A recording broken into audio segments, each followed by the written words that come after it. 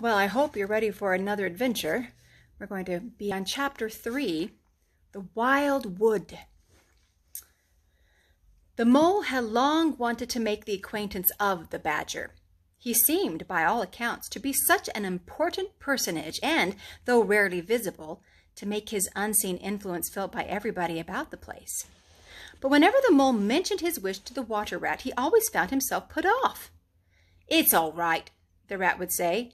"Badger will turn up some day or other. He's always turning up, and then I'll introduce you. The best of fellows, but you must not only take him as you find him, but when you find him." "Couldn't you ask him here, or dinner or something?" said the mole.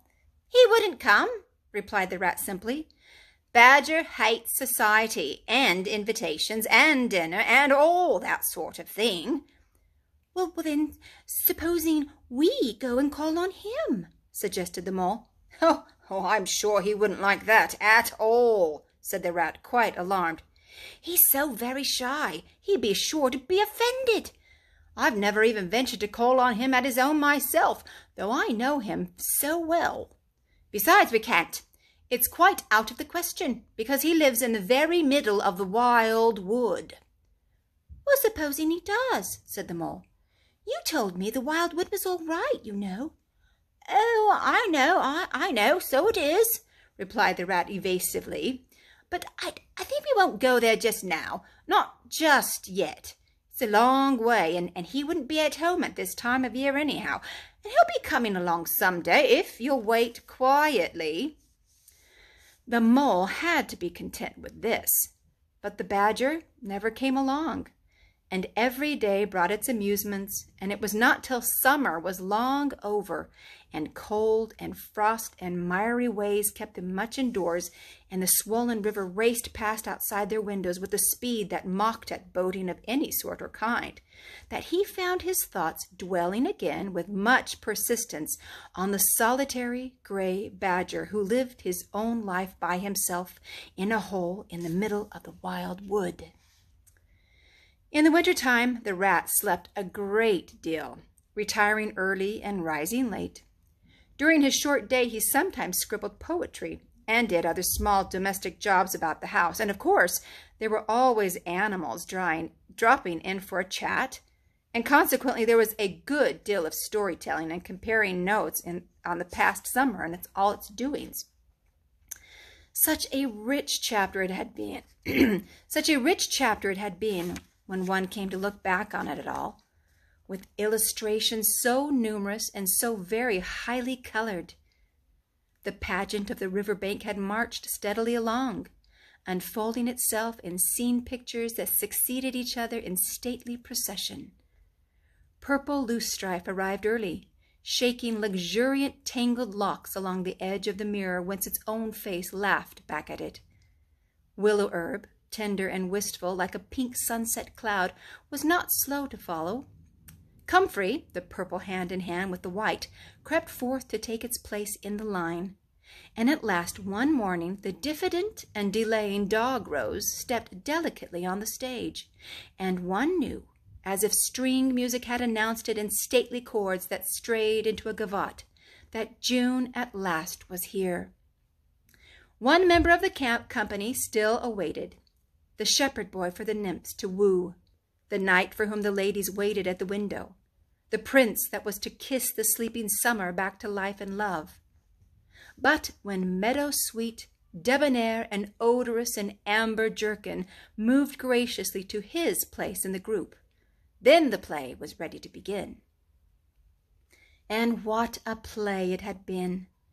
Drowsy animals, snug in their holes while wind and rain were battering at their doors, recalled still keen mornings, an hour before sunrise, when the mist was white, as yet undispersed, clung closely along the surface of the water.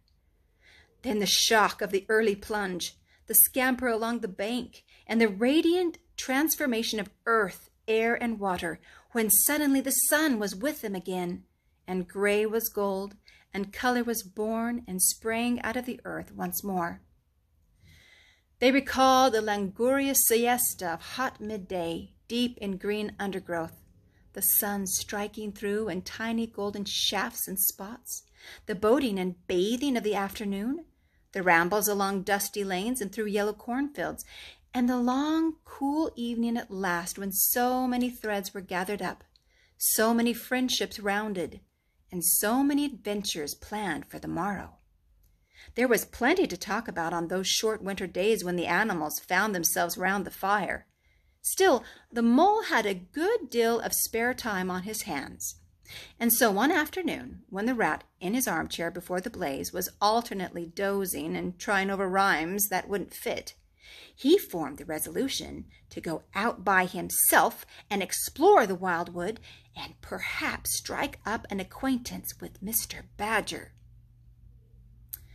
It was a cold, still afternoon with a hard, steely sky overhead when he slipped out of the warm parlor into the open air.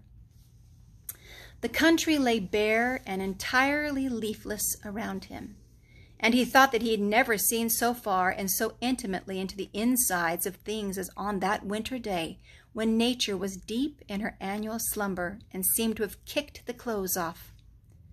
Copses, dells, quarries, and all hidden places which had been mysterious mines for exploration in leafy summer, now exposed themselves and their secrets pathetically, and seemed to ask him to overlook their shabby poverty for a while, till they could riot in rich masquerade as before, and trick and entice him with old deceptions.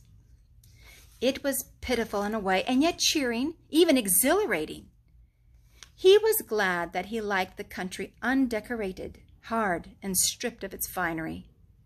He had got down to the bare bones of it, and they were fine and strong and simple. He did not want the warm clover and the play of seeding grasses, the screens of quickset, the billowy drapery of beech and elm seemed best away. And with great cheerfulness of spirit he pushed on towards the wild wood which lay before him low and threatening, like a black reef in some small southern sea. There was nothing to alarm him at first entry. Twigs crackled under his feet, logs tripped him, funguses on stumps resembled caricatures and startled him for the moment by their likeness to something familiar and far away. But that was all fun and exciting. It led him on, and he penetrated to where the light was less, and trees crouched nearer and nearer, and holes made ugly mouths at him at either side. Everything was very still now. The dusk advanced on him steadily, rapidly, gathering in behind and before, and the light seemed to be draining away like floodwater. Then the faces began. It was over his shoulder, and indistinctly, that he first thought he saw a face, a little evil wedge-shaped face looking out at him from a hole. When he turned and confronted it, the thing had vanished. He quickened his pace, telling himself cheerfully not to begin inquiring or imagining things, or there would be simply no end to it. He passed another hole and another, then yes, certainly a little narrow face with hard eyes had flashed up for an instant from a hole and was gone. He hesitated, braced himself up for an effort, and strode on. Then suddenly, as if it had been so all the time, every hole, far and near, and there were hundreds of them, seemed to possess its face, coming and going rapidly, all fixing on him glances of malice and hatred, all hard-eyed and evil and sharp. If he could only get away from these holes and the banks, he thought, there would be no more faces. He swung off the path and plunged into the untrodden places of the wood. Then the whistling began. Very faint and shrill it was, and far behind him when at first he heard it. But somehow it made him hurry forward. Then, still very faint and shrill, it sounded far ahead of him, and made him hesitate and want to go back. As he halted in indecision, it broke out on either side and seemed to be caught up and passed on throughout the whole length of the wood to its farthest limit. They were up and alert and ready, evidently, whoever they were, and he was alone and unarmed and far from any help. And the night was closing in. Then the pattering began. He thought it was only falling leaves at first, so slight and delicate was the sound of it. Then as it grew, it took a regular rhythm, and he knew it for nothing else but the pat, pat, pat of little feet, still a very long way off. But was it in front or behind? It seemed to be first one, then the other, then both. It grew, and it multiplied, till from every quarter as he listened anxiously, leaning this way and that, it seemed to be closing in on him. As he stood still to hearken, a rabbit came running hard towards him through the trees. He waited, expecting it to slacken pace or to swerve from him into a different course. Instead, the animal almost brushed him as it dashed past, his face set and hard, his eyes staring. "Get out of this, you fool, get out!" the mole heard him mutter as he swung round a stump and disappeared down a friendly burrow. The pattering increased till it sounded like sudden hail on the dry leaf carpet spread around him. The whole wood seemed running now, running hard, hunting, chasing, closing in around something or somebody. In panic, he began to run too. Aimlessly, he knew not whither. He ran up against things. He fell over things and into things. He darted under things and dodged around things. At last he took refuge in the deep, dark hole of an old beech tree, which offered shelter, concealment, perhaps even safety, but who could tell? Anyhow, he was too tired to run any further, and could only snuggle down into the dry leaves which had drifted into the hollow and hope he was safe for the time. And as he lay there panting and trembling and listened to the whistlings and the patterings outside, he knew at last, in all its fullness, that dreaded thing which other little dwellers in field and hedgerow had encountered here, and known as their darkest moment. That thing which the rat had vainly tried to shield him from. The terror of the wild wood.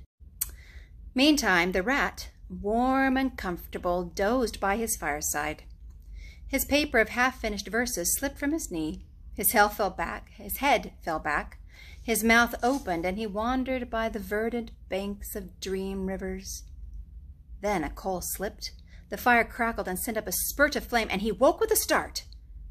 Remembering what he had been engaged upon, he reached down to the floor for his verses, pored over them for a minute, and then looked round for the mole to ask him if he knew a good rhyme for something or other. But the mole was not there.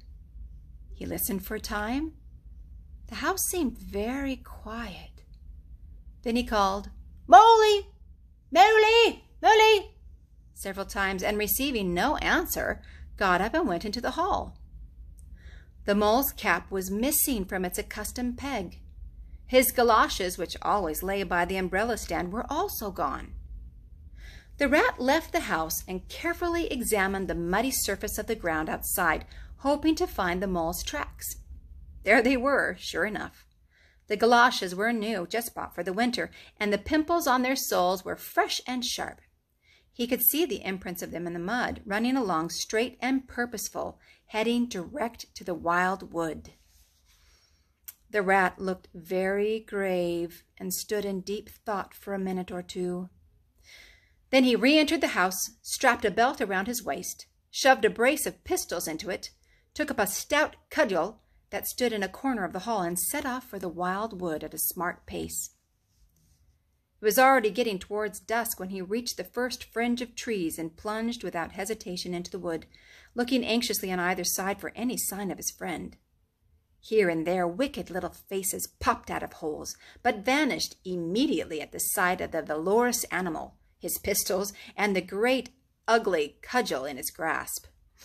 And the whistling and pattering which he had heard quite plainly on his first entry died away and ceased, and all was very still.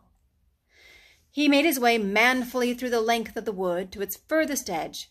Then, forsaking all paths, he set himself to traverse it, laboriously working over the whole ground, and all the time calling out cheerfully, "Moley! Moley! Moley, where are you? It's me! It's old Rat!" He had patiently hunted through the wood for an hour or more, when at last, to his joy, he heard a little answering cry. Guiding himself by the sound, he made his way through the gathering darkness to the foot of an old beech tree with a hole in it, and from out of the hole came a feeble voice saying, "Ratty, is that really you?"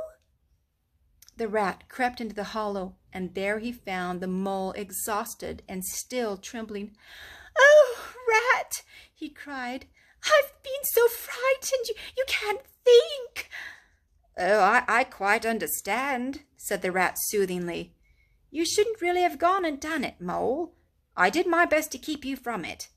We riverbankers, we hardly ever come here by ourselves. If we have to come, we come in couples at least, and we're generally all right.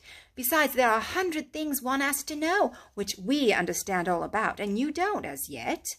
I mean passwords and signs and sayings which have power and effect, and plants you carry in your pocket, and verses you repeat, and dodges and tricks you practice. All simple enough when you know them, but they've got to be known if you're small, or you'll find yourself in trouble. Of course, if you were badger or otter, it would be quite another matter." "Surely the brave Mr. Toad wouldn't mind coming here by himself, would he?"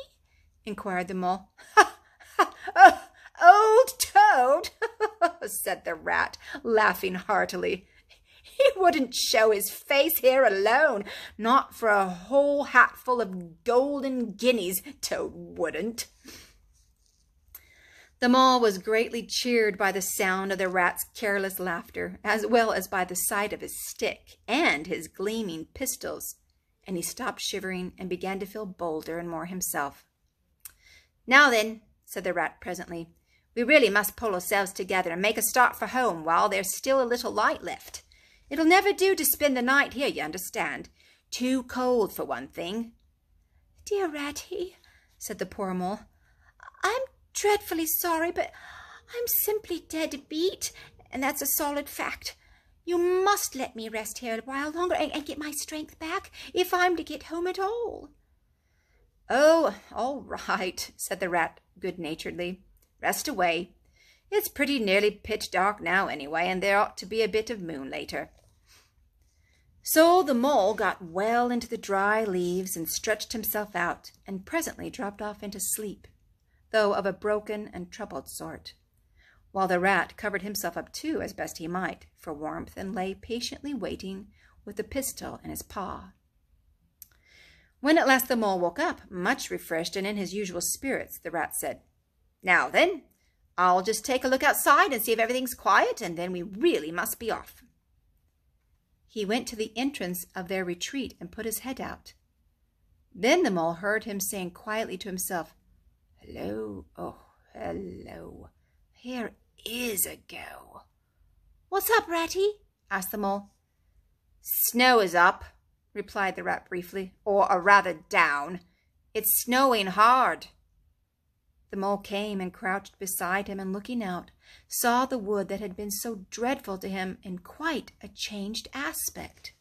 Holes, hollows, pools, pitfalls, and other black menaces to the wayfarer were vanishing fast, and a gleaming carpet of fairy was springing up everywhere that looked too delicate to be trodden upon by rough feet.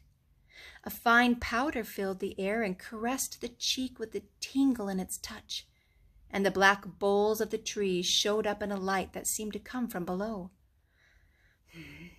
Well, it can't be helped," said the rat after pondering. "We must make a start and take our chance, I suppose. Oh, the worst of it is, I don't exactly know where we are, and now the snow makes everything look so very different."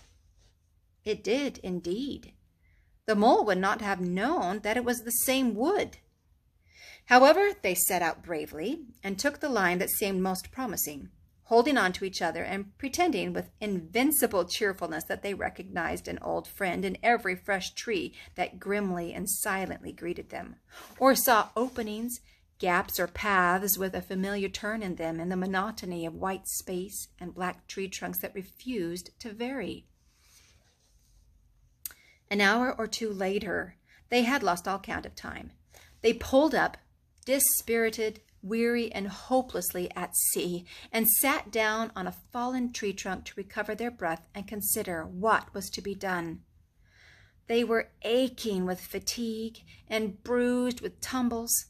They had fallen into several holes and got wet through. The snow was getting so deep that they could hardly drag their little legs through it, and the trees were thicker and more like each other than ever. There seemed to be no end to this wood, and no beginning, and no difference in it, and worst of all, no way out. "We can't sit here very long," said the rat. "We shall have to make another push for it and do something or other. The cold is too awful for anything, and the snow will soon be too deep for us to wade through." He peered about him and considered. "Look here," he went on. "This is what occurs to me. There's a sort of dell down there in front of us where the ground seems all hilly and humpy and hummocky. We'll make our way down into that and try and find some sort of shelter, a cave or hole with a dry floor to it, out of the snow and the wind, and there we'll have a good rest before we try again, for we're both of us pretty dead beat. Besides, the snow may leave off or something may turn up." So once more they got to their feet and struggled down into the dell, where they hunted about for a cave or some corner that was dry and a protection from the keen wind and the whirling snow.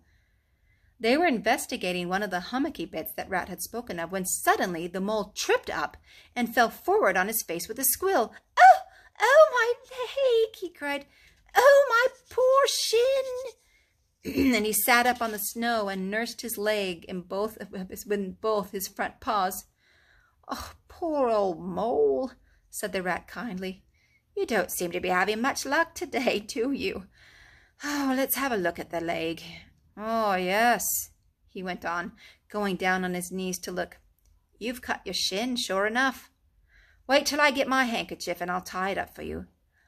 "Oh, I must have tripped over a hidden branch or stump," said the mole miserably. "Oh, my! Oh, my!" "It's a very clean cut," said the rat, examining it again attentively. "That was never done by a branch or a stump. Looks as if it was made by a sharp edge or something in metal. Funny." He pondered a while and examined the humps and the slopes that surrounded them. "Well, never mind what done it," said the mole, forgetting his grammar in his pain. "It hurts just the same, whatever done it." But the rat, after carefully tying up the leg with his handkerchief, had left him and was busy scraping in the snow. He scratched and shoveled and explored, all four legs working busily, while the mole waited impatiently, remarking at intervals, "Oh, come on, rat." Suddenly the rat cried, "Hooray!"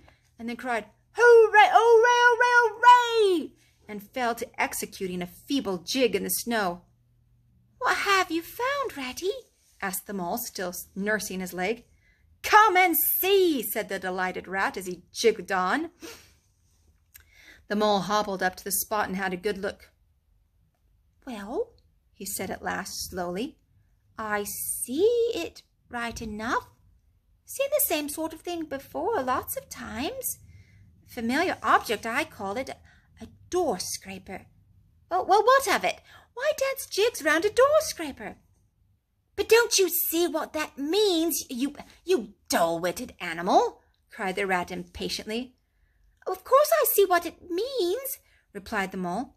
"It simply means that some very careless and forgetful person has left his door scraper lying about in the middle of the wild wood, just where it's sure to trip everybody up. Very thoughtless of him, I call it. When I get home I shall go and complain about it to somebody or other. See if I don't." "Oh dear," cried the rat in despair at his obtuseness. "Here, stop arguing and come and scrape."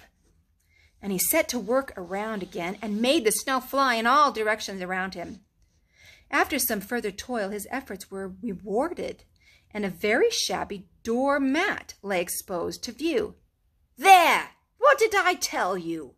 exclaimed the rat in great triumph. "Absolutely nothing whatever," replied the mole with perfect truthfulness. "Well, now," he went on, "you seem to have found another piece of domestic litter done for and thrown away, and I suppose you're perfectly happy. Better go ahead and dance your jig round if you've got to, and get it over, and then perhaps we can go on and not waste any more time over rubbish heaps. Can we eat a doormat, or sleep under the doormat, or sit on a doormat and sledge home over the snow on it, you exasperating rodent?" "Don't you mean to say," cried the excited rat, "that this doormat doesn't tell you anything." "Really, Rat," said the mole quite pettishly, "I think we've had enough of this folly. Who ever heard of a doormat telling anyone anything? They simply don't do it. They are not the sort at all. Doormats know their place." "Now look here, you thick-headed beast," replied the rat, really angry. "This must stop. Not another word, but scrape, scrape and scratch and dig and hunt around, especially on the sides of the hummocks, if you want to sleep dry and warm tonight, for it's our last chance." The rat attacked a snowbank beside them with ardor, probing with his cudgel everywhere and then digging with fury. And the mole scraped busily too, more to oblige the rat than for any other reason, for his opinion was that his friend was getting light-headed. Some 10 minutes' hard work, and the point of the rat's cudgel struck something that sounded hollow. He worked till he could get a paw through and feel, then called the mole to come and help him. Hard at it went the two animals, till at last the result of their labor stood full in view of the astonished and hitherto incredulous mole. In the side of what had seemed to be a snowbank stood a solid-looking little door, painted a dark green. An iron bell hung by the side, and below it, on a small brass plate, neatly engraved in square capital letters, they could read by the aid of moonlight, "Mr. Badger." The mole fell backwards on the snow from sheer surprise and delight. "Rat," he cried in penitence, "you're a wonder, a real wonder, that's what you are. I see it all now. You argued it out step by step in that wise head of yours from the very first moment I fell and cut my shin. And you looked at the cut, and at once your majestic mind said to itself, 'Door scraper,' and then you turned to and found the very door scraper that done it. Did you stop there? No. Some people would have been quite satisfied, but not you. Your intellect went on working. 'Let me only try and find a doormat,' says you to yourself, 'and my theory is proved.' And of course you found your doormat. You're so clever, I believe you could find anything you like. Now, says you, that door exists as plain as if I saw it. There's nothing else remains to be done but to find it." "Well, I've read about that sort of things in books, but I've never come across it before in real life. You ought to go where you'll be properly appreciated. You're simply wasted here among us fellows. If only I had your head, Ratty." "But you haven't," interrupted the rat rather unkindly. "I suppose you're going to sit on the snow all night and talk? Get up at once and hang on to that bell pull you see there, and ring hard as you can, while I hammer." While the rat attacked the door with his stick, the mole sprang up at the bell pull, clutched it, and swung there, both feet well off the ground, and from quite a long way off they could faintly hear a deep-toned bell respond.